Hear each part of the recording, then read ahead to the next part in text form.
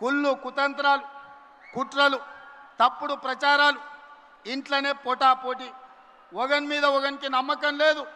వాడిని చూస్తే వీడు, వీడిని చూస్తే వాడిని నమ్మడు. వాడో గుంపు, వీడో గుంపు.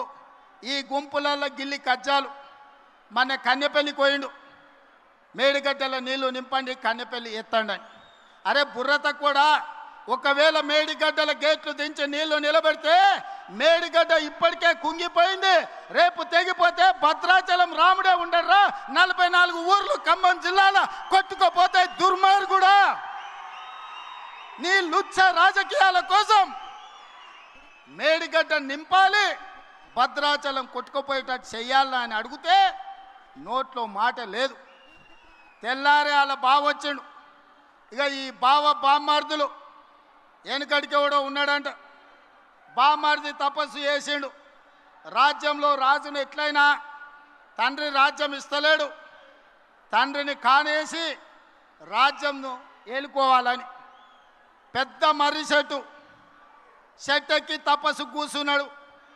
బామర్ది మా అయ్య ఓవాలే, నాకు అధికారం రావాలని కఠోరమైన తపస్సు చేసిండు. ఆ తపస్సుకు దేవుడు ప్రత్యక్షమయ్యే పరిస్థితి వచ్చింది. బావకు తెలిసింది బ్రహ్మదేవుడు వచ్చేటట్టే ఉండు, బామ్మార్దికి వరం ఇచ్చేటట్టే ఉండని. మళ్ళీ నేను బయట ఉంటే ఆగమైతానే వాడు వచ్చి చెట్టు కింద కూర్చున్నాడు, ఏర్ల కాడ ఊడల కాడ. దేవుడిగా బయలుదేరిండు. మొదట బామ్మార్ది దగ్గరకు వచ్చిండు. ఈ లోపల బామ్మార్దికి తెలిసింది కింద బావ కూడా కూర్చున్నాడు, తపస్సు చేస్తుంటే దేవుడు ఆడిపోతాడని. వీడికి అసలే మిడిమిడి జ్ఞానం, తెలివి తక్కువడు. కిందల పడేది తెలియదు, కీసల పడేది తెలియదు.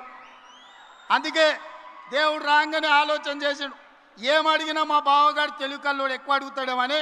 స్వామి వస్తే వచ్చినావు కానీ ఓ పని చేయి, నాకు వరం ఇవ్వాలంటే నాదో కన్ను ఓడు అని అన్నాడట. అదేంటంటే నేను మళ్ళీ చెప్తా కానీ స్వామి నువ్వు అయితే మొదలు కన్ను ఓడు అని.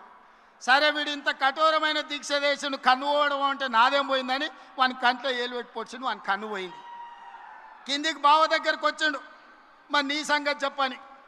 వాడు అనుకున్నాడు మా బామ్మార్ది గాడు ఏమేమి అడిగిండో నాకు తెలియదు, ఓ పని చేయి స్వామి, మా బామ్మార్ది అడిగిన దానికి నాకు డబల్ అని అడిగిండంట. ఆలోచన చేసుకో అని చెప్పిండు. ఇక లేదు స్వామి ఆలోచన లేదు, గీలోచన లేదు, మా బామ్మార్దికి ఇచ్చిన వరానికి నాకు డబల్ వరం ఇవ్వమని. సరే మంచిదని వాడిని 2 కళ్ళల్లో ఒడిచిండు. బామ్మార్ది గానికి 1 కన్ను లేదు, బావకు 2 కన్ను లేవు. ఇక ఊరు మీద ఓట్లు అడుక్కోవాలంటే ఏం చేయాలి? ఈ బావని బామ్మార్ది భుజాల మీద ఎక్కించుకొని ఖమ్మం సింతకాని మండలంలో మన సభ ముందు పల్లి బఠానీలు అమ్ముకోనికి వచ్చారు. ఇది బామ్మార్దుల స్టోరీ.